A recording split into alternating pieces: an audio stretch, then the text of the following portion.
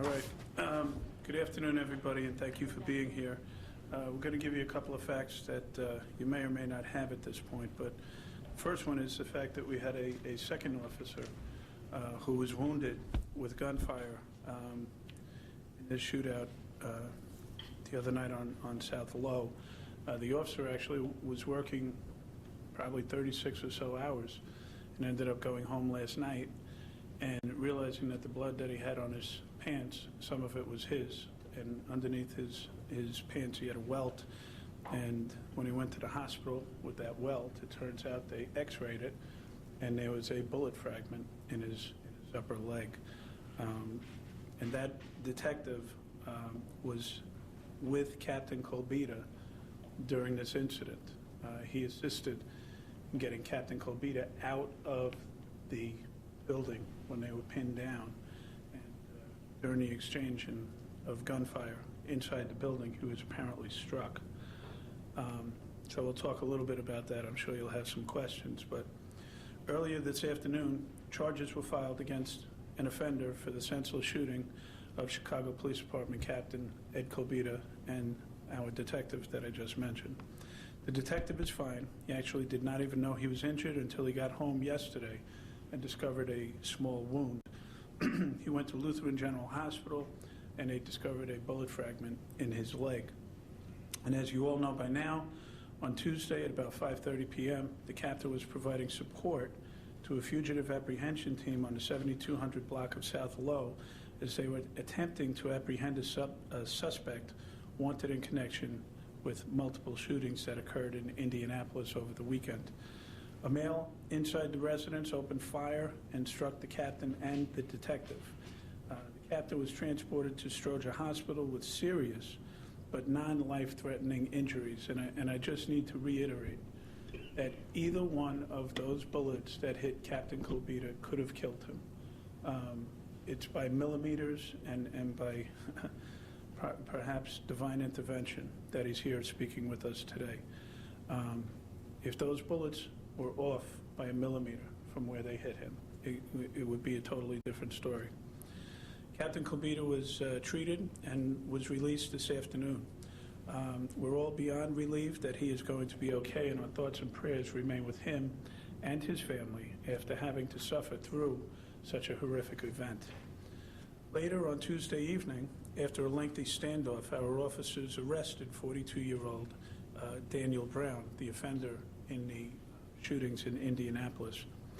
Brown fired 11 shots at our police officers, while CPD officers fired 20 rounds, and U.S. Marshals agents fired a total of 8 rounds. So there was a total of 39 shots fired during this exchange of gunfire. Brown, as I stated, was wanted in connection to the shooting of 3 people in 3 separate incidents over the weekend in Indianapolis, Indiana. He had been previously arrested 7 times by the Chicago Police Department, including 3 felony arrests and 2 convictions. Brown has been charged with 1 count of murder, 2 counts of attempted murder, and aggravated battery discharge of a firearm. Boyfriend of Brown's sister, 42-year-old Daniel Jackson, was killed during the events on Tuesday evening.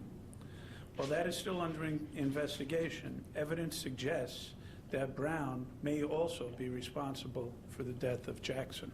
The firearm used by Brown on Tuesday was legally purchased by his girlfriend from a store in Indiana in November of 2012.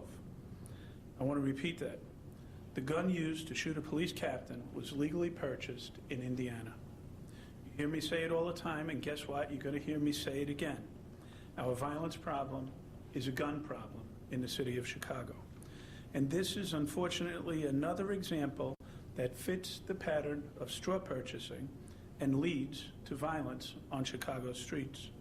It happens time and again where a convicted felon, like Mr. Brown, gets somebody else, perhaps a girlfriend or a family member, to purchase a gun for them because they are not allowed to do it legally. And nearly 20% of the recovered guns that we recover here in Chicago come from Indiana, and here's another one, and it almost killed 2 of our police officers. But I also want to point out that that firearm, if it's the same gun that was used in Indianapolis, is responsible for the shooting of 3 people in Indianapolis, a murder here in Chicago, and 2 police officers being shot in Chicago. 1 straw purchase, 1 gun, if that's what we can prove. And by the way, this is fitting the pattern. We are not able to make a prosecution at this point. The ATF is investigating the purchase of Brown's weapon, and that is one of the aspects of this investigation that is going to have to be followed up on. There are additional aspects of this investigation that remain ongoing, and because of that, there are details that we can't disclose at this time. I want to thank all of the officers and commend the members of the Chicago Police Department for their restraint during this event, and the U.S. Marshals involved in the incident on Tuesday evening. And let this also serve as a reminder of the great danger faced by and tremendous courage shown by our officers on a daily basis. Because every one of us goes out every single day realizing that this violence is a reality and we have to face it. And what do? They go into these situations willingly. And just last word on this, Captain Kolbita is an executive in this department, and yet he leads his police officers from the front. That's what we expect of our leaders here, and that's what we get. And I couldn't be more proud of him and the department.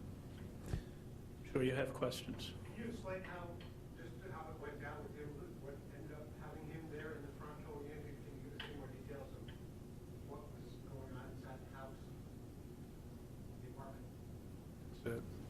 Were the shots coming from down some stairs, or can you kind of... No, the shots, so Captain Kolbita went to the scene based upon some information that he had received that perhaps this individual, Mr. Brown, was at this location.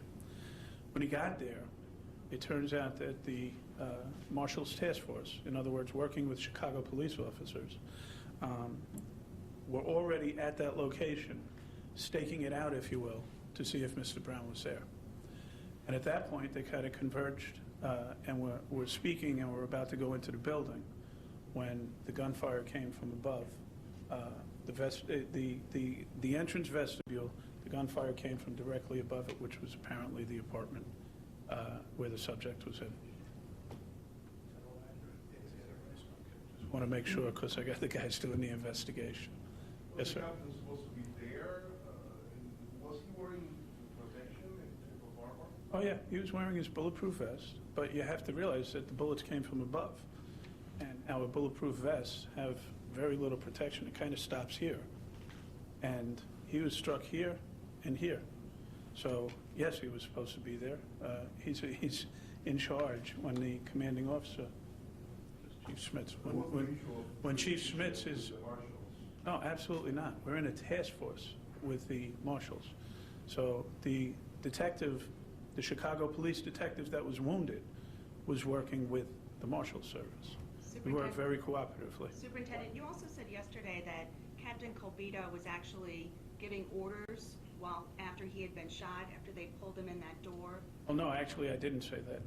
I don't know. I don't know who said that, but that's what's being reported. The tape that is being played, you hear Captain Kolbita speaking and telling officers not to go to the front of the building because there were shots being fired, and it's at that point that he gets hit.